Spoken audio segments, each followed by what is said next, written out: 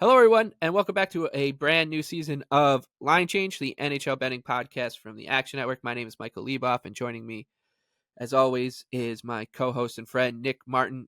And Nick, together, the two of us are going to break down what is I would call the start of the new season. We did have those games in Europe, but the less we say about them, the better, especially with how they went for the Sabres, which we were backing.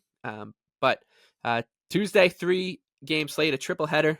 Starts at 4:30 p.m. Eastern time with the Kraken and Blues. Then we have the banner raiser between the Panthers and Bruins in that 7 p.m. window. And then it wraps up late on the East Coast with a debut for Utah Hockey Club as they host Connor Bedard and the Blackhawks at 10 Eastern time. So a fun triple header, the staggered start, all great stuff. And it's a pretty fun slate to handicap from a number of angles. And we will start we're going to do things a little differently because there's only 3 games, so no underdogs to start the show. But so we're just going to start with the Blues and Kraken. St. Louis is the underdog here at plus 120. Seattle minus 142 at home. Totals 5.5 right now. What are you seeing for this one? Any bets that jump out to you right away? Yeah, I do have some bets I like on this one, and I think that the Kraken are going to be the better of these two teams this year. And what that's going to come down to, I think, is the gap. If Seattle can get somewhat comparable offensive play from their top stars, I think they should be a significantly better team than the Blues because of, like we talked about in the season previews. I just think that St. Louis is going to be one of the worst teams defensively in front of their goal again this season. Last year, from January on, they were a bottom 5 team in terms of chances allowed. They got bailed out a lot by Jordan Binnington, who was really, really good. A lot of Blues fans, I think, were pointing out that he could have been in the Vezina race and that he had that level of a season. But nobody was counting on that. And I don't know if I'm counting on that again this year. I still think the decor looks arguably worse. So I think it's a reasonable spot to try to start buying into the idea that I think the Kraken's top line is going to be more productive. I think that the offense will hopefully bounce back a little with Dave Haxtell out of the picture, who's kind of been one of the worst offensive coaches in the league. So the first angle that I like there, Matty Beniers is still at plus 110 to get a point. I like that. I think that's worth a bet. And I think all the prices are out of range, but I would play the Kraken at minus 135 in this spot. I just think, like I said, outside of the Blues having some legitimately elite forwards like Thomas, Kyrou, I think what the rest of the Kraken's roster is just deeper, a lot better defensively. So I'm interested in laying some juice with them here. Yeah, I see these teams pretty close, especially right now. Especially with the goaltending. I know Binnington is unlikely to replicate what he put up last year, but I just do not trust those Kraken goalies at all. I think if this line continues to move towards Seattle, I would play St. Louis as a small underdog here. But my favorite bet, I like Alex Texier to score anytime goal score. He's like 4-1. I'm seeing out there he's on a pretty cushy assignment. It looks like as long as he's going to slate into that spot with Buchnevich and Kyrou. I think that's a pretty good situation for a player who is basically fighting for his NHL life at this point. Gets a new lease on life with St. Louis after a pretty just like herky jerky career, I guess you could say, with the Blue Jackets. You and I both think he's pretty talented, so a decent number here in what I think is a pretty good opportunity for Alex Texier. The other thing, and you'll be shocked to hear that I want to put together a little bit of a lottery ticket to celebrate the return for return of the NHL season. So it will be a first goal scorer round robin, and the player I'm gonna do here, I was between two. And that those two were Jordan Kyrou and Jared McCann. I landed on Kyrou at 13-1 as the first goal scorer in this round robin, and I'll keep you updated on the other two as we get through the next 2 games, which brings us to the Bruins and defending Stanley Cup champion Florida Panthers. This one in Sunrise. The Bruins are plus 128. The Cats minus 154. The total here is 5.5. I like the Bruins a lot. I have much more conviction about the Bruins at this price than I did with the Kraken. With the Blues against the Kraken. I think that they're a pretty good bet here. Korpisalo I would be shocked if it's not Corpy. I know they had like anointed him before they'd signed Swayman, saying he was going to get the start on opening night. I don't see any reason why they would go against that. I'm just going to choose to hold my breath and think he can hold the fort until Swayman comes back here against a Panthers team that is embedding a lot of new pieces, right? I think we both expect the Panthers to be pretty damn good again this season. Their top six remains intact, and they are a dynamic bunch. Really, their top eight forwards do with that the duo on the third line of Lundell and Lusterinen also coming back. But the blue line is undergoing some changes as well. The bottom of the line, the forward group is with a whole new fourth line. So I do think that there could be a little bit of growing pains for the Panthers here. So just from a broader perspective, we can get into anytime goal stuff. I like Boston here to come out of the gates and pull the mini upset on banner night in Sunrise. Yeah, I'm with you. I think it'd be the Bruins or nothing here. Just kind of the spot. Feels like this is one of those Bruins games where they're going to be able to make it tight, make it, gritty, close checking. With that said, I'm not fully excited to back Corpusalo. And like I've said, I think it's a little scary backing a team like Florida after the Cup win. Just like you said, they're going through some changes, maybe a little bit of complacency early on.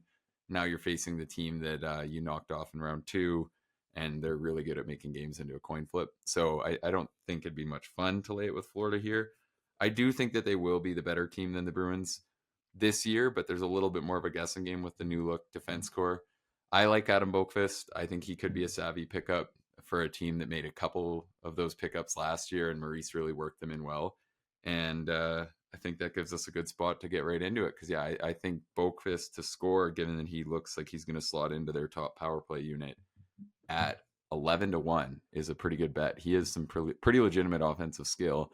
I'm not surprised to see a smart organization like Florida taking this shot. So I don't know, he's not going to score 15 goals this year, but I think he can score, or I shouldn't say he's not going to score 20 goals this year. I think he can score enough goals that this number won't be at 11-1 for long. So I think that's a fun shot on opening night. Yeah, I co-sign that one, and I don't think you need to look too far back to find a situation where we saw a player like this join Florida, get given some decent opportunities, and be put into some good offensive spots and really pop. And that was Brandon Montour, who scored 16 goals a couple seasons ago with 57 points. 57 assists for 73 points. Those numbers ticked down last year, but he was dealing with some injuries in and out of the lineup. So I could see Boqvist, who was very highly regarded a couple of years ago, put up those kind of numbers where you're talking about a 15, 20 goal scorer running that power play. So I like that number. We're going to give out our favorite long shot anytime goal scorer bet on the entire slate as well later. I know Boqvist is yours, and mine is also in this game, but I'm going to save it to keep people around. But there's another defenseman in this setup. The first goal scorer, second leg of our round robin to get this party started. I like Evan Rodriguez at 23-1.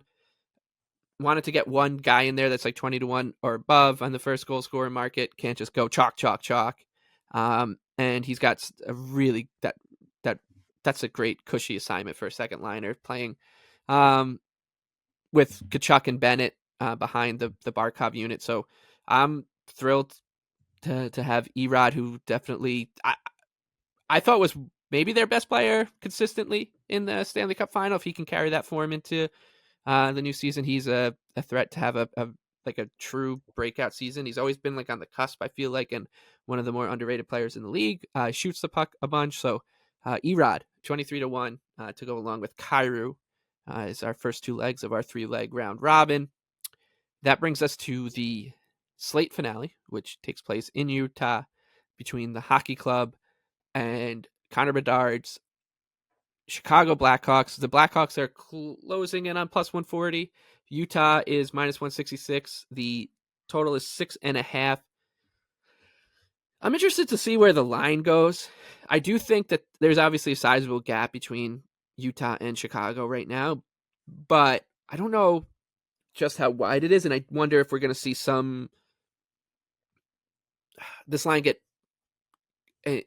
eh, inflated, like manufacturedly inflated, just because it's the Utah debut. And if it keeps rising, I would be a little interested in Chicago. But my favorite bet here is my favorite bet of the night, and that's Ilya Mikheyev as an anytime goal scorer. And I'll get into that more as we close out the show. What do you see here between Utah HC and the Blackhawks? Yeah, I didn't have much either. Even though we are really high on Utah, and this angle didn't quite work out in the Prague games, I do still feel like laying this kind of juice before you really know what teams are. Yes, the Devils kind of proved us wrong there because they looked really good on what was some horrific ice, but I'm still seeing this one kind of the same way, where like it feels like you don't know how teams are going to come out in that first game of the year when things really matter. And this is a pretty big number. I think Chicago has some arguments of why they could be a lot less pathetic this year than last year when they were playing with so few NHLers. So I kind of didn't have much here either. I was interested. I put on my account Gunther to score, but that number's also come down. So yeah, I didn't really have much. And I feel like I'm really excited to see this game, given that it's, Bedard facing off against a team that we're betting to make the playoffs. And I would still bet to make the playoffs if you haven't put that in.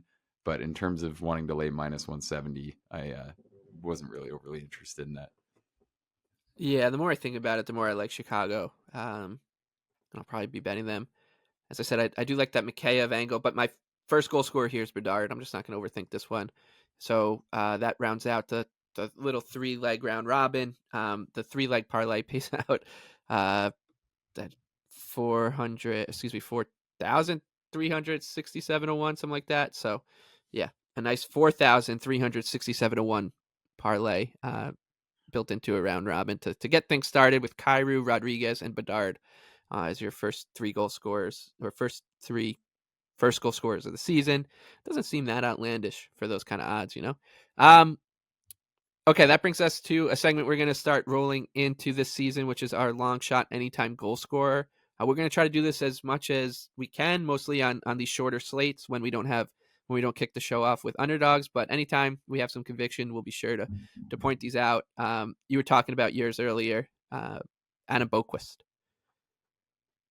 Yeah, I like Um, Adam Boqvist, and I love where you're going with this too. yeah, and I think, like, hey, if you want to throw these two in a little parlay too, I like my guy, someone who really captivated us. I think middle of the last season and then into the spring. That's Mason Lohrei, the defenseman for the Bruins. Uh, I was calling him Bobby Orr from Baton Rouge. He is a Louisiana native. His dad was a coach with the Baton Rouge ECHL team back in the day. Um, the guy is just all over the ice. Like I don't really think his numbers are ever going to jump out going into this year as like a potential like breakout candidate. You've heard so many people talk about like sleepers and fantasy guys, and I don't think he's at that level yet. And part of it is he's not going to be running a first power play or anything like that. But he clearly has the coaching staff and the Bruins' confidence to freelance, and especially in the offensive zone. And he's always putting himself in really good positions to score, to set folks up for good scoring opportunities. So I'm just going to trust that was legit what we saw from Lil Rye last year and into the playoffs. And at 10 to 1, I think he's a pretty good long shot against the Panthers team, which I thought he was pretty good in that series too. So Mason Lohrei for me at 10 to 1, Adam Boquist for you at 12 to 1. Both of us, I think if you had picked Lohrei on the sheet, I would probably come in and pick Boquist for mine. So I think we're aligned here to start the season, which is both Yeah, good I mean, and I'm bad. definitely going to play both. I love Lohrei. I think he's just 100% going to be a better player than Zadorov this year. I'd come right out and say that. So we'll see. I think he's getting power play 2 time. He's getting second unit time. Maybe I'm a little high on him, but I just feel like when he's on, you can just see how much more talented he is on the puck than the vast majority of D-men. And he's really poised, just really good player. So Yes. I think I don't want to say you're underselling him because you'd have to probably be in a pretty deep league to view him as like a real buy low kind of candidate in fantasy. But I do think that this could be a guy who gets talked about a lot this season, especially if the Bruins kind of prove me wrong and are one of the league's very best once again. Okay, so that's Lohrei and Boquist for our long shot anytime goal scorers. That brings us to our favorite bets for the night. I'll go first here. I like Ilya Mikheyev. I alluded to it before. I think he's in a really good position, and he's plus 425 at BetMGM to get on the board with a goal. It's his Chicago Blackhawks debut. He was basically a salary dump from Vancouver to Chicago in the summer, and he winds up in one of the cushiest jobs you can imagine in the NHL, playing alongside not only Connor Bedard, but the other player on that line being Toivo Teravainen, who's a incredible facilitator in his own right. So my hope here is that A, those guys get a ton of ice time. B, there's going to be a lot of space for a player like Mikheyev as the third wheel on the line with two other offensive forces. And his speed, hopefully, with Bedard on those rushes, means he'll be playing second fiddle to him on 2-on-1s and such. I just think there's a really good opportunity to get a player better than 4-1 on this kind of line. So Ilya Mikheyev to score anytime is my favorite bet for opening night. And what is yours? And for my favorite bet from opening night, I'm going to stick with Beniers to get a point at plus 110. I would need a slightly better number if Jared McCann does ultimately end up sitting in this game, because he did miss the last preseason game after taking warm-ups. But it sounds like he should most likely be good to go, because I think, as noted, St. Louis, I don't see them as a very good defensive team. I think they should give up their share of goals this year. Not sold on Binnington being that dominant. And then I really like Beniers bouncing back. I thought in his Calder season, he showed so many good things. He's still in a pretty good role. And I think as a whole, the Kraken offense should be a little less pathetic this year. So just another one. I don't know if plus 110s will be available for too long, given the way I think he's going to pop off this season. So I'm happy to take that on opening night. Lovely. All right. That's it. We get started here, or I guess we get started in terms of the North American schedule. It's a lot of plus money, some big numbers out there. Yeah, the first those were, oh man. I wish they didn't at least. Yeah, I wish they didn't either. We one of the great things about running betting content is that you're mostly just looking forward, so we don't have to revisit the fact that that happened with the Sabres. I like to look And, back. You know, that we did give out, I was high on Devils President's Trophy, and I will throw out, I still think at 11-1. Yes, it was 2 games. The Sabres looked pretty abysmal, but going 2-0 does obviously change the numbers. They were at 12-1, best number out there. Prior to those, still 11-1. And I think they made a pretty convincing case. If anything, their decor looks like it could be really deep. So I think we can close with that. If you still haven't gotten on 11-1, I think that's probably worth a shot. Lovely. And don't forget to get Max Siplikov bets in too. 30-1 to be the rookie leader in goals. All right. That'll do it for the first real episode of Line Change, since we're just going to draw a line through the European ones for the season. We'll be back for every Tuesday, Wednesday, Thursday morning, looking ahead to those slates, which means we'll be back for Wednesday and Thursday this week. Until then, best of luck with all your bets. Thank you. If you're new to listening, please rate, review, and subscribe. And if you're a returning listener, welcome back. We look forward to another fun season here on Line Change.